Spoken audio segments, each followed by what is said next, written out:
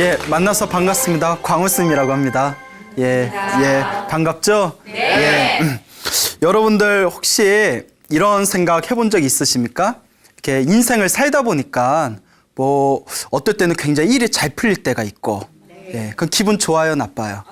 좋죠. 또 어떨 때는 굉장히 인생이 잘 안 풀리고 자꾸 뭔가 장애가 생기는 것 같고, 기분 더럽죠. 예, 기분 나쁩니다. 자, 그 이렇게 살다 보면 일이 잘 풀릴 때도 있고, 일이 잘 안 풀릴 때도 있고, 그리고 이제 남을 원망하기도 해보고, 자기 자신을 탓하기도 해보고, 그때 우리 조상님들은 이런 말씀을 자주 사용하셨죠. 내가 전생에 뭔 놈의 업을 그렇게 많이 졌길래, 내가 무슨 업을 그렇게 많이 지었길래, 이런 표현 쓰지 않습니까? 그렇죠. 예, 오늘의 주제입니다. 인생은 자기 복대로 살아간다. 예, 동감하신 분들 계실 겁니다. 요 복이라는 걸 절대 무시할 수가 없죠. 그 옛날 인도에 부처님 당시에 어느 왕이 있었습니다. 왕이 있었는데 왕이 하루 이렇게 낮잠을 자고 있었대요. 그래서 쿨쿨하고 낮잠을 자고 있었는데 잠결에 두 명의 신하가 대화를 나누는 것을 엿듣게 됩니다. 두 명의 신하가 무슨 이야기를 하는 거 하고 엿들어 보니까 그 한 신하가, 야, 우리가 이렇게 왕의 신임을 받고 잘 먹고 편안하게 잘 사는 것은 모두가 왕의 덕택이다. 모두가 왕의 은혜다. 이런 말을 하는 거예요. 그 왕이 기분 좋아요, 나빠요? 좋죠. 씩 웃으면서 이제 잠자는 척하면서 역시 내가 신하를 잘 뒀어. 근데 옆에 있는 신하가 아니다 이러는 거예요. 아니다. 잘 먹고 잘 사는 건 다 누구 복이다? 내 복이다. 내가 전생에 내가 좋은 업을 졌으니까 이번 생에 좋은 왕을 만났고 내가 왕의 신임을 받고 잘 먹고 잘 사는 거지, 내가 복이 없으면 이렇게 잘 살 수가 없다. 다 내 복이다. 이렇게 얘기하는 거예요. 그 왕이 가만히 들으니까 기분이 좋아, 나빠? 예, 괘씸하죠. 예? 그러니까 왕이 이렇게 누워서 무슨 생각을 하냐면, 부처님이 자기 업은 자기가 받는다. 자기 복대로 살아가는 것이다. 라고 말씀은 하셨지만, 막상 또 자기 복대로 사는 거지 왕의 은혜가 아니다. 이런 말을 들으니까 기분이 좀 별로다. 기분이 좋지가 않구나. 이제 이런 마음이 듭니다. 이제 중생은 어쩔 수 없어요. 예, 이제 살짝 삐졌어요. 그래서 이제 왕이 낮잠에서 이제 일어납니다. 부수수 일어나서 이제 못 들은 척하고 방에 가서 이렇게 편지를 씁니다. 이제 왕비에게 편지를 써요. 왕비여, 내가 신하에게 이 편지를 갖다 주면 이 편지를 배달한 신하에게 선물로 큰 보물을 주어라. 라고 이렇게 왕비에게 편지를 써요. 그래서 모든 것은 왕의 은혜로 우리가 편하게 사는 것이다. 라고 말한 신하를 불러냅니다. 이제 상 주려고 마음에 드니까 이제 짜식 하면서, 자, 요 편지를 왕비에게 전해다오. 빨리 전해주는데 절대 다른 사람한테 부탁하면 된다, 안 된다? 안 된다. 네가 전해야 된다. 라고 이제 맡깁니다. 그 이제 신하가 다 왕의 이제 명령이니까, 예, 제가 전달하고 오겠습니다 하고 이제 편지 배달을 갔다 옵니다. 그렇게 이제 며칠이 지났어요. 며칠이 지난 뒤에 왕이 이제 궁전에서 한가하게 쉬고 있는데 어느 신하가 딱 찾아와요. 왕께 감사의 인사를 올리고자 합니다. 그 왕이, 그래, 나에게 무엇을 감사하고자 하는가? 응? 왜 나한테 감사하느냐? 했더니 이 신하가 왕께서 왕비에게 얘기해서 저에게 큰 보물을 선물로 내리셨는데 너무나 감사드립니다 하고 인사를 하는 거예요. 그 왕이 가만히 쳐다봤더니 깜짝 놀라는 거예요. 그 신하가 자기가 배달 보낸 신하가 아니라 모든 건 자기 복대로 살아가는 거다. 왕의 은혜가 아니라 자기 업대로 자기가 받아가면서 사는 것이다. 라는 신하가 감사 인사를 올리고 있으니까, 예? 이걸 두 글자로 뭐라고 해요? 웬열? 막 이렇게 얘기하죠. 예? 혹은 목미? 예? 뭐지? 예? 뭐 이런 약간 이상한 이제 분위기가 펼쳐지죠? 희한하다. 아니, 왜 저 사람이 이제 보물을 받았을까? 급히 자기가 편지 배달을 보낸 신하를 부릅니다. 예? 그 어떻게 된 거느냐? 편지를 도대체 누가 배달한 거냐? 자초지종을 이야기해봐라. 그러니까 편지를 배달을 보냈던 모든 게 왕의 덕택입니다라고 얘기했던 그 신하가 왕 앞에서 이제 말을 하기를, 왕이시여 그날 왕의 편지를 받고 왕비에게 편지를 배달하려고 가는 도중에 너무 급히 걷다가 계단에서 넘어져서 제가 코피가 터졌습니다. 그 온몸에 다 그 피범벅이 돼가지고 왕께서 이게 급한 정갈이라고 해서 빨리 갖다 드려야 될 것 같은데 막 얼굴 닦고 옷 갈아입고 피투성이로 왕비한테 갈 수는 없지 않습니까? 그렇죠? 그러니까 이거 다 이제 옷 갈아입고 얼굴 이제 닦고 피 닦고 가려면 시간이 너무 오래 지체될 것 같았는데 때마침 옆에 저랑 제일 친한 신하가 옆에 지나고 있길래 이 사람은 내가 믿을 만한 사람이지 해서 대신 부탁을 한 겁니다. 예. 그때 왕이 무릎을 탁 치면서 부처님 말씀이 맞구나. 자기 복대로 사는구나. 내가 저 사람에게 보물을 주려고 했는데 받는 사람은 따로 있구나. 이런 이야기를 나눕니다. 뭐라고 한고 하니 왕이 세상에서 가장 강한 힘을 왕의 권력이라고 하지만 내가 가진 왕의 힘으로도 저 업을 이길 수가 없구나. 왕의 권력으로 저 사람한테 보물을 주려고 하는데도 결국 딴 사람이 받게 되는 거. 그것도 왕조차도 어쩔 수가 없다는 거예요. 인생은 자기 복대로 산다. 특히 연배가 좀 오래되신 분일수록 제 말을 격렬하게 공감합니다. 그렇죠. 여기서 얘라고 하신 분은 이제 인생에 연륜이 있으신 분이고 인생에 연륜이 있으신 분인데도 애써 지금 저 아직 젊어요 이러면서 지금 공감을 안 하신 분도 계신 것 같아요. 근데 다들 마음으로 와닿는 게 있으시죠? 네. 인생이 그렇게 묘한 어떤 보이지 않는 운명의 선 같은 게 분명히 있는 것 같아요. 여러분 혹시 특히 여기 우리 여성 불자분들도 많이 오셨는데 여러분 공주 좋아하세요? 공주? 네. 공주 좋아하세요? 여러분들 공주 같은 삶 살고 싶으시죠? 네. 그 부처님 당시에 왕이 있었는데 그 왕에게 아주 아름다운 그 딸이 있었답니다. 자, 얼굴이 예뻐요. 얼굴이 예쁜데 공주니까 뭐도 많아. 돈도 많아. 그 명품백 막 그냥 막 카드 질러버리는 거예요. 얼마야? 그것뿐이 안 돼? 여기 있는 거 다 싹쓸이 뭐 이렇게 돈도 많아. 근데 더 얄미운 게 있어요. 예쁜 거 돈도 많은데 또 착해. 이 탄성 뭡니까? 또 착해. 머리도 총명해. 모든 걸 다 갖췄어요. 그러니까 모든 사람들이 다 좋아하는 거예요. 모든 사람들이 다 좋아합니다. 그러니까 왕이 공주를 이제 너무 아끼니까 하루는 항상 공주를 옆에 이제 품에 이제 안고 다니는 거예요. 너무 사랑하는 딸이니까. 하루는 공주에게 이렇게 이제 장난을 칩니다.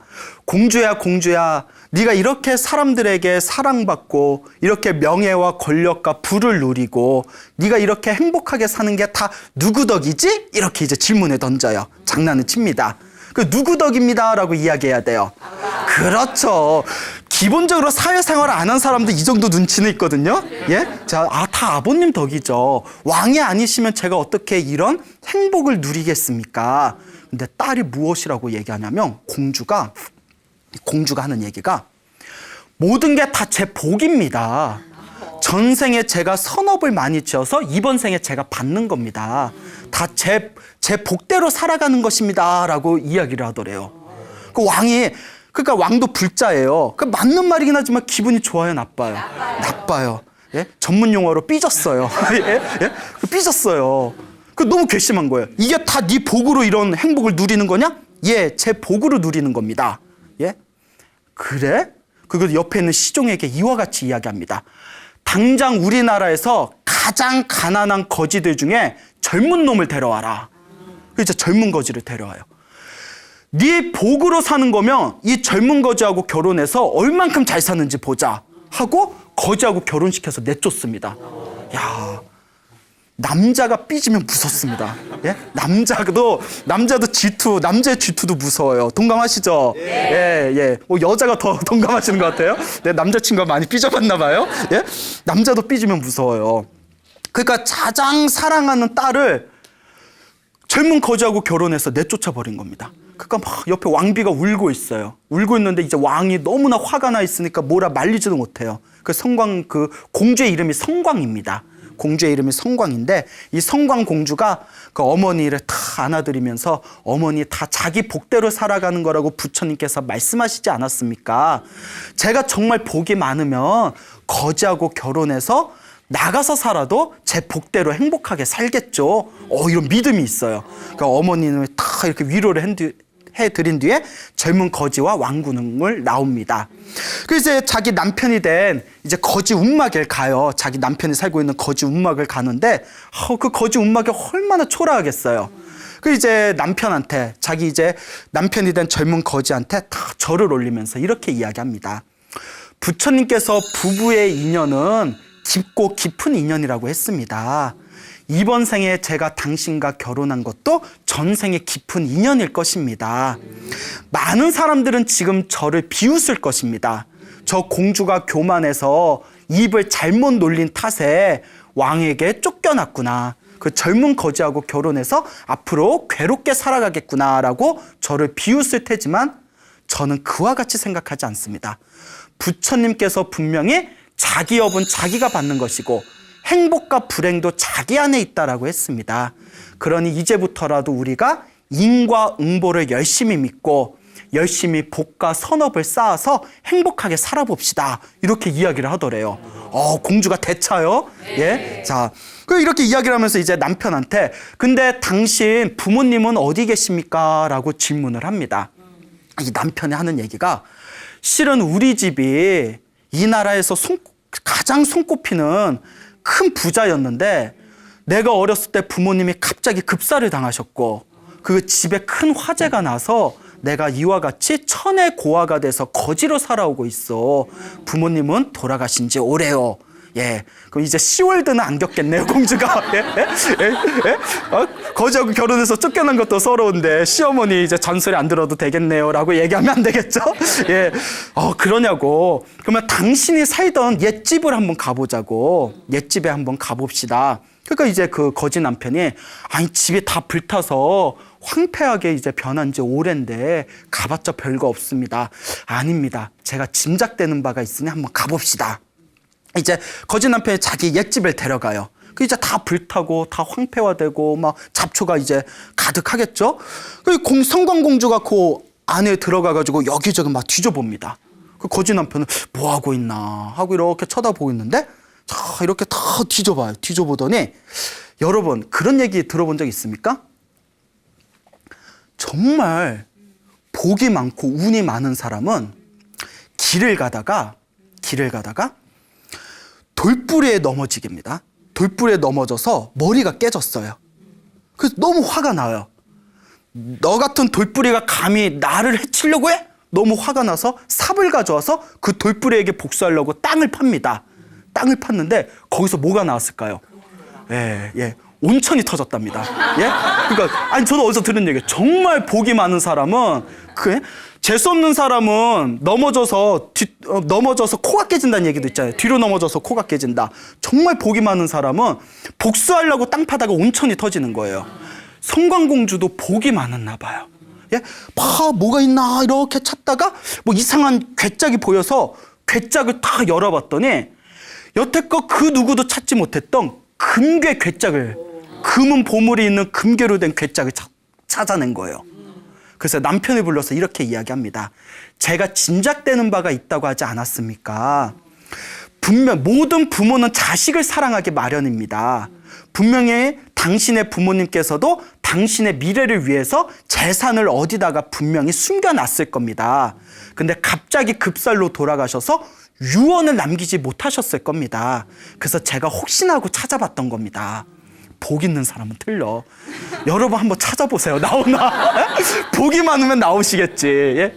그러니까 이제 그 괴짝을 가져와가지고 그 괴짝에 있는 금은 보물을 팔아서 큰 집을 짓고 하인들을 이제 모아서 이제 궁전에서 지내던 거와 같이 그런 행복한 나날을 보내게 됩니다.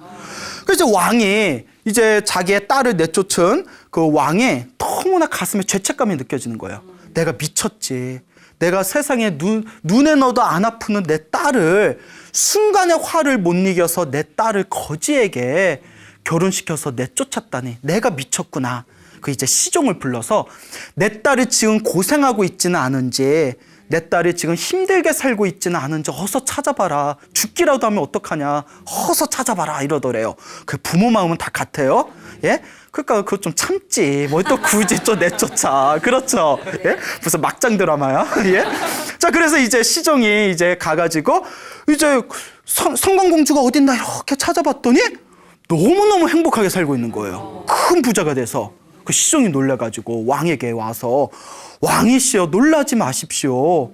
이 궁전에서 이 궁궐에서 살던 것보다 더 부유하게 살고 있습니다. 예? 그 왕이 깜짝 놀라가지고 이제 자기의 딸 공주와 이제 사위죠, 거지 남편, 이제 자기의 사위를 불러서 이제 자초지종을 묻습니다. 딸아 미안하다. 내가 미쳤구나. 너를 보내고 나서 내가 한시도 잠을 제대로 자지를 못했다. 이게 어떻게 된 일이냐 자초지종을 물어보니까 딸이 이제 한결같이 이제 처음부터 이제 끝에 있었던 일까지 다 이야기를 하는 거예요. 그때 이제 왕이 감탄하면서 자기 업은 자기가 받는구나. 자기 복대로 살아간다라는 부처님의 살법이 조금도 틀리지 않는구나라고 이제 가슴으로 느끼면서 그 다음날 부처님을 찾아갑니다. 부처님이 계신 사원에 찾아가서 이 왕이 부처님께 이제 삼배를 올려요. 삼배를 올리고 부처님께 이제 문안 인사를 올린 뒤에 거룩하신 세존이시여, 사실 제 딸에게 이런 일이 있었습니다라고 이제 하나하나 이제 설명을 합니다. 자, 그리고 이제 중요한 내용이에요. 도대체 제 딸이 전생에 어떤 인연이 있어서 이번 생에 이 공주로 태어나서 행복하게 살다가 거지와 결혼해서 쫓겨난 뒤에도 그 행복을 끝까지 누릴 수 있었던 것입니까? 도대체 어떤 인연이 있었던 것입니까? 라고 질문을 던집니다. 예. 자, 공주로 살 수 있는 방법이에요. 예. 예. 자, 부처님께서 이와 같이 말씀을 하십니다. 머나먼 전생에 석가모니 부처님 이전에, 그러니까 석가모니 부처님으로부터 7번째 전에 부처님 중에 비바시 부처님이란 분이 계셨어요. 석가모니 부처님으로부터 7번째 전에 비바시라는 부처님 시대 때 이 성광공주가 반두라는 이름을 가진 왕비였다고 합니다. 반두라는 이름을 가진 왕비. 그때도 왕비였어요.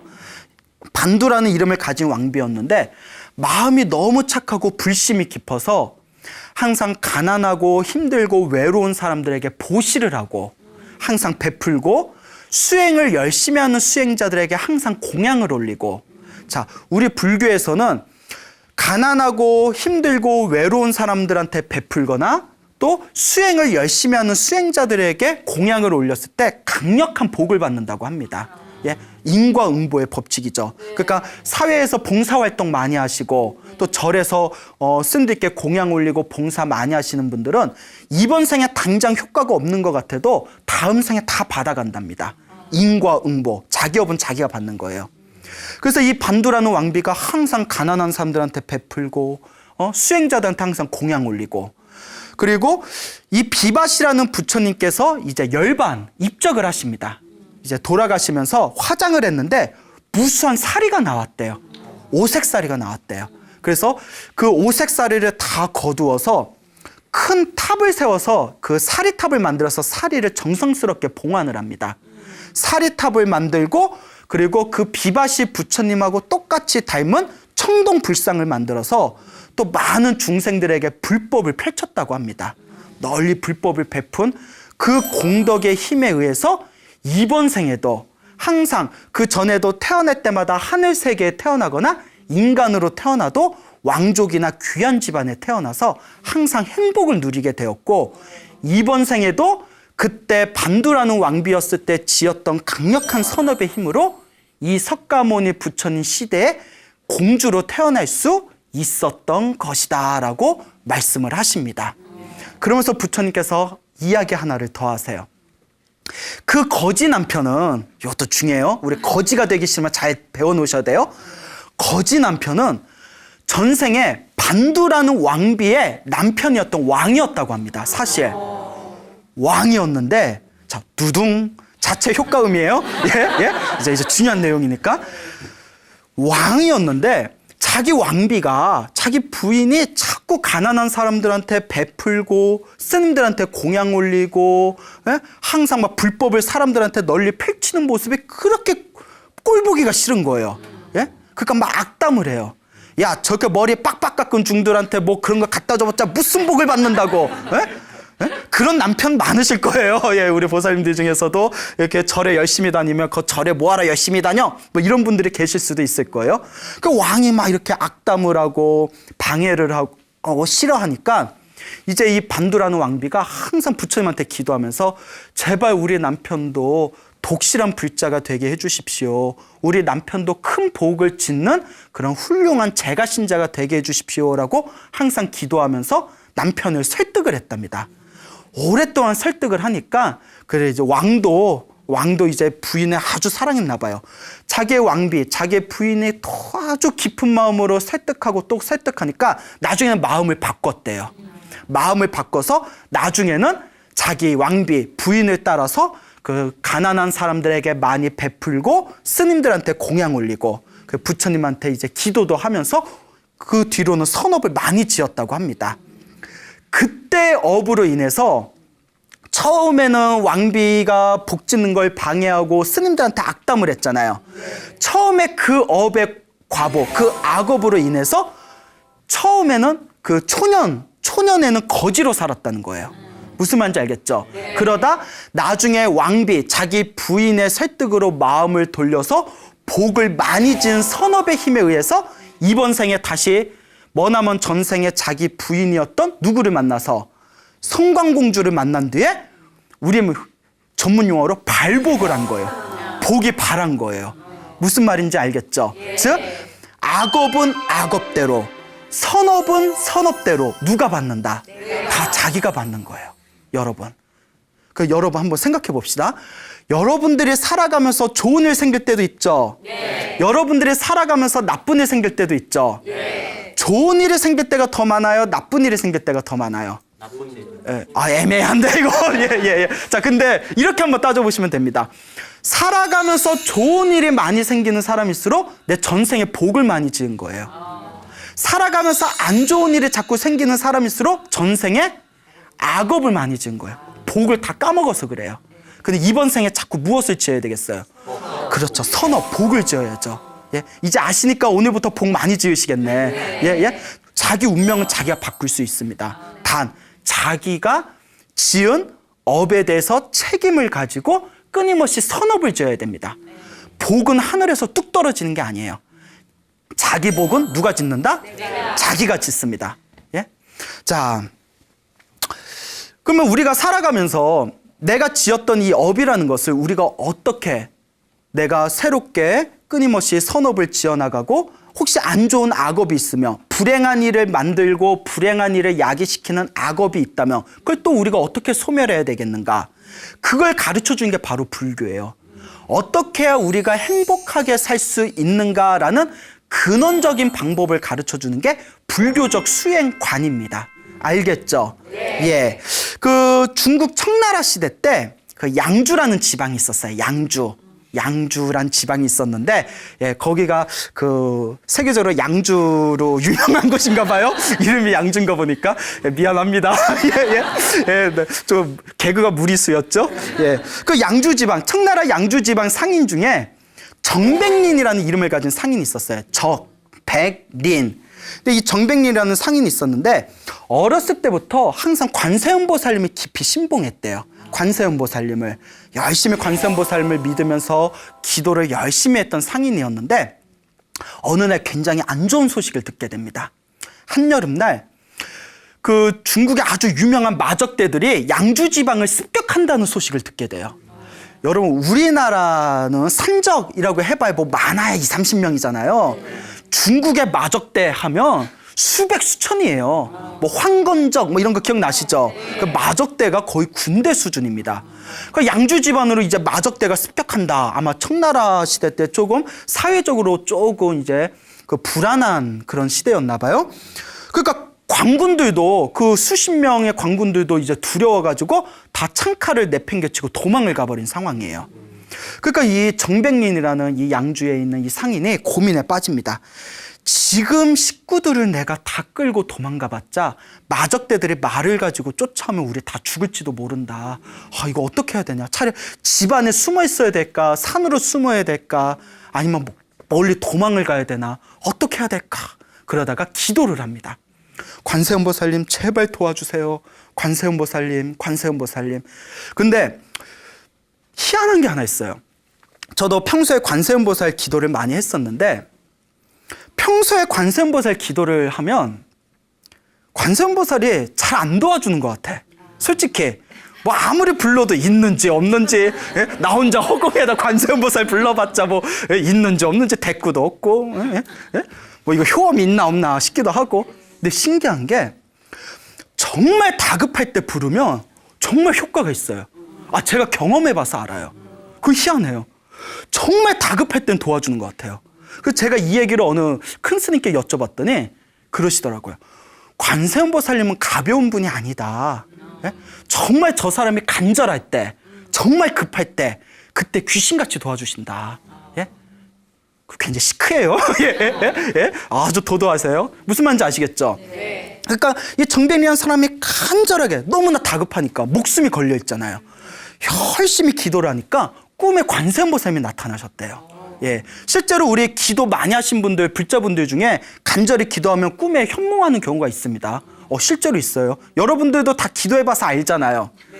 표정이 예러 가신 분들 계시네요. 예, 그 열심히 기도하니까 관세음보살님이 현몽을 하셨는데 관세음보살님이 이렇게 이야기하시는 거예요. 너희가 지금 17명의 가족이 있는데 많이 났어. 17명의 가족이 있는데 너 하나는 목숨을 살기가 힘들다. 16명을 살릴 수는 있지만 너는 살기가 힘들다. 너는 이번에 죽을 것이다. 하지만 너네 가족은 살 것이다. 라고 이제 현몽을 하게 됩니다. 가족이라도 사니까 얼마나 다행이에요. 그런데 내가 죽는다니까 슬퍼요, 안 슬퍼요? 슬프죠. 일단 내가 있어야 가족도 챙겨주지. 그렇잖아요. 그러니까 다시 기도를 합니다. 관세음보살님 제발 저도 살려주세요. 관세음보살님은 무한한 능력과 힘이 있지 않습니까? 제발 자비로운 마음으로 저도 살려주십시오라고 간절히 기도를 합니다. 그리고 며칠 후에 또 꿈을 꿨어요. 관세음보살님이 나타나시더니 이렇게 이야기하십니다. 전백리나 내 얘기를 한번 들어보거라. 너는 과거 전생에 누군가를 칼로 26번을 내리쳐서 죽였던 업이 있다. 살생의 업이 있다. 너는 이번 생에 그 업을 받아야 된다. 예? 그렇기 때문에 이번에 마적대 중에서 왕마자라는 사람이 왕마자, 성은 왕씨고 마자는 한자 마자는 우리말로 저기 이제 이렇게 곰보라는 뜻이에요. 곰보. 그러니까 왕마자, 왕씨성을 가진 곰보라는 뜻이에요. 왕마자라는 사람이 전생에 업을 갚기 위해서 칼을 가지고 너네 집에 찾아올 것이다. 너는 그때 살 수 없을 것이다. 왜? 자기 업은 누가 받아야 되니까? 자기가 받아야 되니까. 너 하나 살고자 가족들까지 연루가 되면 가족들도 피해를 보게 될 테니 가족들은 방황 사랑채에다 숨겨두고 너 하나만 죽으면 다른 가족들 목숨은 살리게 될 것이다. 라고 꿈을 꾸게 됩니다. 이야. 그러니까 이 전백리한 사람이 내가 전생 그렇게 무서운 업을 지었는가. 이번 생에 꼼짝없이 그 업을 내가 받아야 된다고 하시니 그래 부처님께서도 자기 업은 자기가 받아야 된다고 했으니 이번 생에 나 하나로 희생하자. 그리고 이제 부처님한테 계속 관세음보살님한테 기도하면서 이제 자기가 죽는 날을 기다려요. 이제 마음을 다 비웠어요. 그게 닷새가 지납니다. 닷새가 지냈을 때 마적대들이 그 양주성을 침공을 합니다. 그러니까 이제 계획대로 전백리는 그 이제 자기 사랑채에다가 가족들을 다 숨겨두고 자기 혼자 대청마루에 딱 기다리고 있어요. 아, 이제 얼마 안 있으면 오겠구나. 아, 이거 초조한 걸? 뭐 그러겠죠. 나 떨고 있니? 뭐 이랬겠죠. 어떡하지? 빨리 와서 이왕 만남이면 빨리 와서 죽여줬으면 좋겠는데. 이제 마음을 다 비웠으니까. 네? 그때 이제 웬 큰 거구의 웬 도적이 그 칼을 들고 칼을 막 휘두르면서 여기 아무도 없느냐 하고 자기 집안으로 뛰어쳐 들어온 거예요. 또 얼굴을 보니까 막 곰보예요. 아, 저 사람이 왕마자인가 보다. 왕곰보인가 보다. 아이고 왕마자 어르신 왜 이제 오셨습니까? 한참을 기다렸습니다 하고 전백리는 다 안내를 하는 거예요. 그 왕마자가 깜짝 놀라서 칼을 휘두르다가 그대와 나는 초면인데 어찌 나의 별명을 아시오? 어찌 나의 이름을 아시오? 그러니까 이 전백민이 일단 오셔서 목마르실 텐데 차 한 잔 드시고 좀 쉬셨다가 이왕 죽일 거 컨디션 좋을 때 저도 한 방에 가니까 그렇잖아요. 막 두 번, 세 번 내리치면 얼마나 아파요. 한 방에 가야 되니까 일단 뭐 차부터 드시고 좀 쉬시죠. 그 이제 차를 한 잔 딱 들으면서 관세음보살 꿈 이야기를 합니다. 그 왕마자가 예끼 이놈아 어디 사람을 그렇게 현혹시키고 속이려 드느냐? 그게 말이 되냐? 관세음보살이 꿈에 나타나서 내 이름을 가르쳐 주다니. 아닙니다. 제 말이 거짓이라며 어떻게 제가 당신의 이름을 알고 기다리고 있었겠습니까? 관세음보살님께서 제가 당신을 전생에 26번 칼로 내리쳐서 죽인 업이 있으니 이번 생에 그 업을 받으라 하셨습니다. 그러니 한 가지 바람이 있다면 저 그냥 고통 없이 저를 죽여주십시오라는 거예요. 그 왕마자가 탁 이렇게 차를 한 잔 마시면서 탁 고민하더니 그래 네가 지은 업은 네가 받아야지 하면서 칼로 내리칩니다. 26번을 퍽 하고 내리쳐요. 자, 그런데 두둥 마무리는 항상 어때야 된다? 훈훈해. 어쩜 그렇게 잘하세요? 마무리는 훈훈해야 되죠. 칼등으로 내리칩니다. 날이 아니라 무엇으로 내리쳤다? 칼등으로 내리쳐요. 칼등으로 26번을 퍽 내리칩니다. 그러더니 왕마자가 이렇게 이야기합니다. 전생에 그대가 나를 죽여서 내가 이번 생에 그대를 죽이면 다음 생에 또 그대가 나를 죽일 거 아닌가. 이 원한이 언제 끊기겠는가. 쿨해요. 왜 그렇죠? 호인이야. 왜 마적대지마. 여기서 우리 인연은 끝내고 다음 생에는 좋은 인연으로 만납시다 하고 남겨놓고 호련히 사라졌다고 합니다. 예, 이게 바로 관세음보살 영업록에 나와 있는 내용입니다. 자기 운명을 바꿨어요, 못 바꿨어요? 바꿨죠. 자, 불교는 자기 업은 반드시 자기가 받을 수밖에 없다고 가르칩니다. 근데 여기에 엄청난 논리가 숨겨져 있어요. 내가 지은 업을 내가 받아야 되기 때문에 내 운명을 그냥 그대로 내버려 두고 그냥 닥치는 대로 다 받겠다. 예? 그리고 노력도 하지 않겠다. 의지도 일으키지 않겠다. 이거는 부처님이 반대하신 겁니다. 왜냐? 내가 지금 받는 업은 언제 지은 거죠? 전생. 과거에 지은 업이죠. 그러면 미래에 또 행복한 업을 만들려면 언제 또 새로 지어야 돼요? 지금. 그렇기 때문에 내가 전생에 지었던 업도 이번 생에 내 노력 여하에 의해서 바꿀 수 있다. 운명은 바꿀 수 있다. 라는 것이 바로 불교의 업론입니다.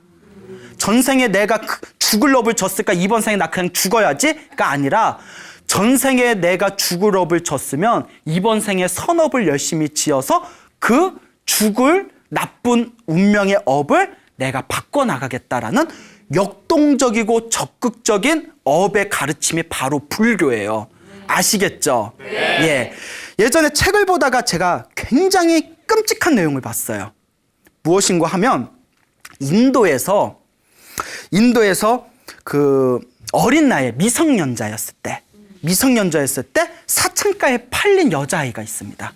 예? 미성년자가 사창가에 임신매매가 돼서 팔리게 되는데 그 사창가에 팔리게 되었을 때 그 포주라고 하죠. 포주이신 아줌마가 독실한 힌두교 신자였대요. 독실한 이제 신자였는데 종교인이었는데 그 어린 여자애를 불러더니 이렇게 얘기하더래요. 이번 생에 네가 사창가에서 몸을 파는 건 네가 전생에 지은 업이니까 도망갈 생각하지 말고 네 운명에 순응해라 라고 가르치더랍니다. 이건 굉장히 잘못된 업의 가르침이에요. 알겠죠? 네가 전생에 사창가에 팔릴 업의 운명이었다면 그 불쌍한 운명의 업을 바꿔줘야 되는 책임감이 우리들에게 있는 거예요. 그게 사회 공공의 의식이에요. 알겠죠? 근데 역대 우리나라에도 역대 왕조나 또 중국에서나 일본에서도 이 불교의 업을 자신들의 권력을 공고하게 하는데 잘못 왜곡돼서 쓴 경우가 많아요. 내가 왕이 된 건 전생에 복을 많이 줘서 왕이 된 거고 너네가 노비가 된 것은 전생에 나쁜 짓을 많이 해서 노비가 된 거니까 이번 생에 우리들을 잘 섬겨서 선업을 지어서 다음 생에 좋은 곳에 태어나라.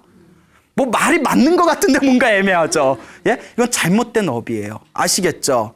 예? 이번 생에 왕이 되었던, 이번 생에 노비가 되었던, 과거에 지었던 업을 어느 생에 바꿔나간다. 그렇죠. 지금 이 순간 더 좋은 쪽으로 업을 바꿔나가는 게 바로 불교의 인과응보입니다.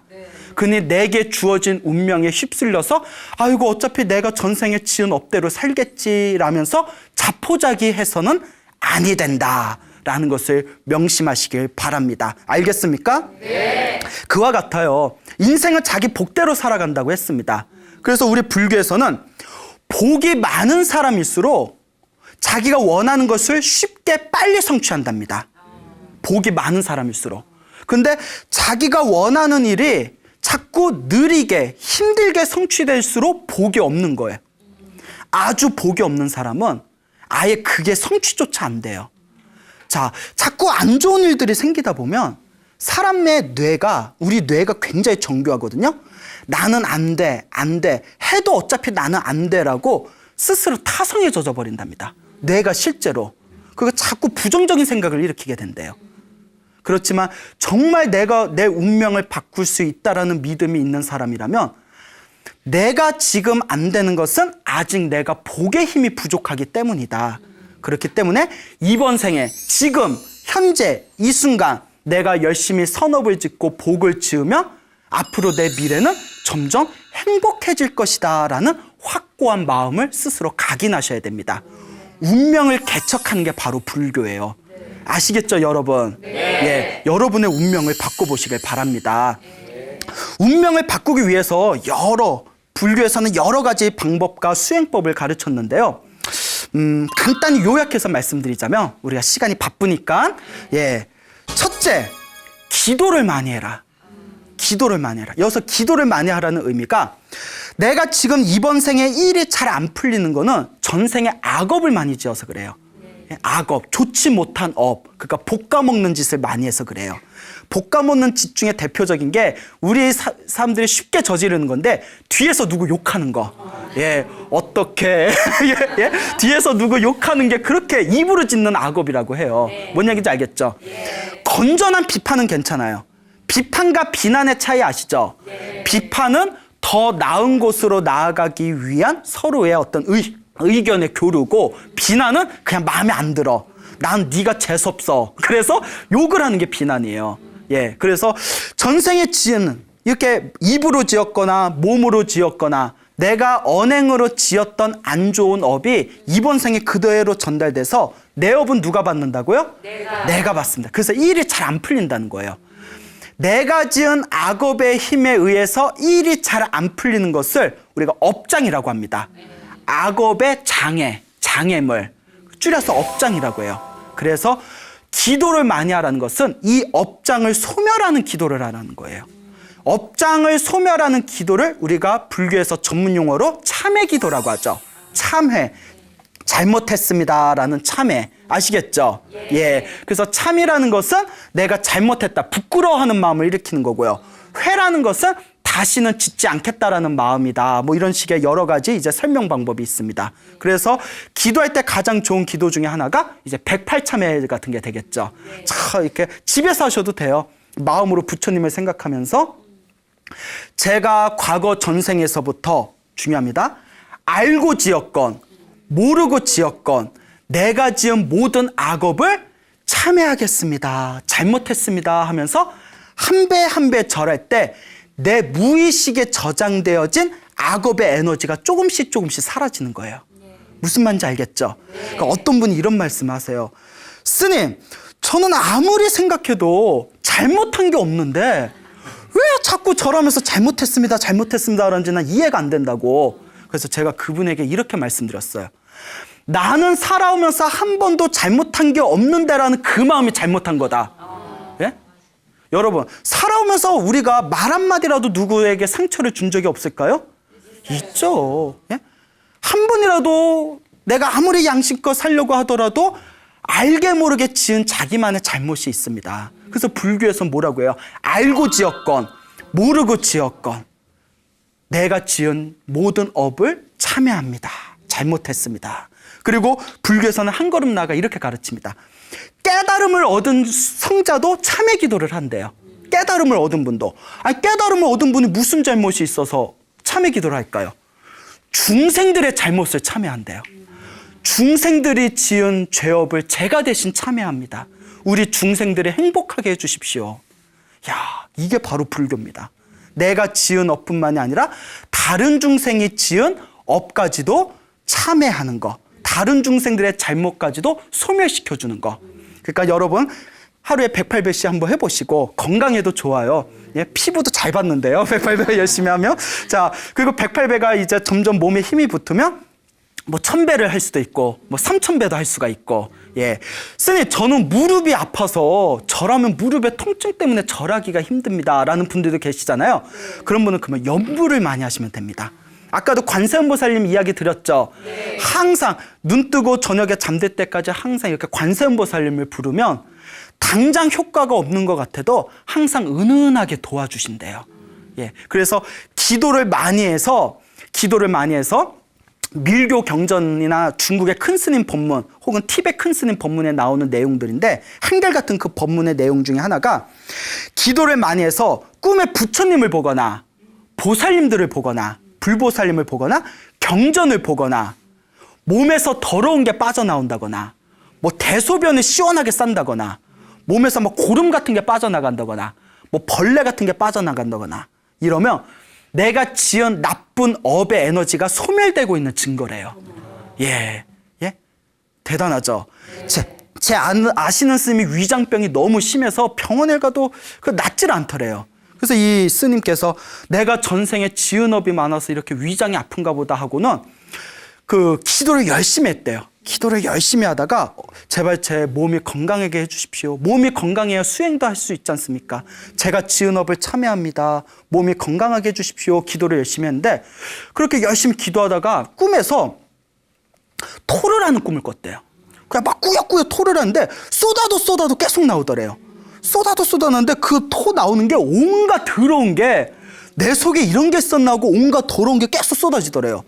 토를 다 하고 나서 뱃속이 시원함을 느끼면서 잠에서 깼는데 대박!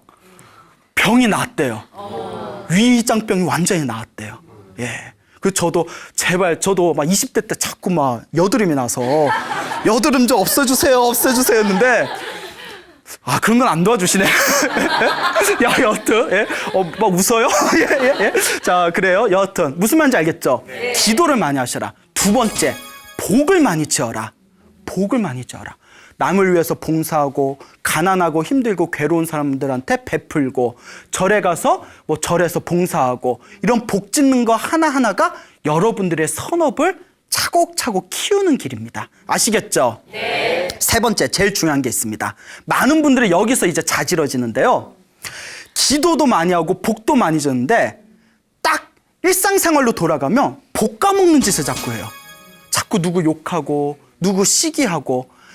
어느 심리학자가 이런 말을 하더라고요. 일이 잘 안 풀리는 사람들의 심리적 특징 중에 하나가 질투심이 강하대요. 질투심이 강하대요. 부러운 거는 상관이 없는데 부러운 거는 좋겠다라는 마음이고 질투심은 너 얼마나 잘 되나 보자 라는 마음이에요. 부러움과 질투심의 차이 알겠죠? 네. 부러운 건 괜찮아요. 부러우면 오히려 나도 저렇게 살아야지라는 욕구를 일으킬 수 있어요. 질투는 내 자신에게도 좋지 못합니다. 그래서 불교에서 악업을 일으키는 강한 감정 중에 하나가 질투심이랍니다. 네. 그 질투심을 놓아버리세요. 질투심이 일어날 때 이렇게 생각하세요. 쟤는 전생에 복을 많이 지어서 저렇게 사는구나. 그러니 나도 이번 생에 무엇을 많이 지어야겠다. 복을 많이 지어야 되겠다. 여러분, 운명은 바꿀 수 있습니다. 단 시간이 오래 걸릴 수도 있어요. 그러니 오랜 호흡을 가지고 꾸준히 닦으셔야 됩니다. 기도를 많이 하시고 복을 많이 쌓으시고 복 까먹는 짓을 하지 마세요. 기도 많이 하시고 복 지으면서 꾸준하게 여러분들이 선업을 지으시면 우리 옛날부터 큰 스님들 말씀에 3년 정도 지나면 복이 많은 사람은 빨리 얻어요. 아무리 복 없는 사람도 3년이 지나면 운명의 기운이 점점 바뀐답니다. 제 아는 젊은 불자가 있는데 그 불자분이 그 젊은 이제 처자예요. 열심히 이제 절에 다니고 복을 열심히 줬어요. 그러다가 어느 날 저한테 이런 얘기를 하더라고요. 스님 말씀처럼 3년 정도 지나니까 정말 좋은 일들이 자꾸 생겨요. 그 얼굴에 꽃이 폈어. 얼굴이 되게 좋아졌더라고요. 예? 자, 아마 이 방송 보고 있을 겁니다. 예. 그 여러분들도 여러분들의 운명을 바꿔보시기 바랍니다. 알겠죠? 네. 예. 여러분, 행복해지고 싶습니까? 네. 행복한 삶을 창조하고 싶습니까? 네. 복을 지으십시오. 선업을 쌓으십시오. 공덕을 쌓으십시오. 복과 선업과 공덕의 힘이 여러분들의 진정한 행복의 길로 이끌어 줄 것입니다. 여기서 마치겠습니다. 소중한 나, 무한 행복!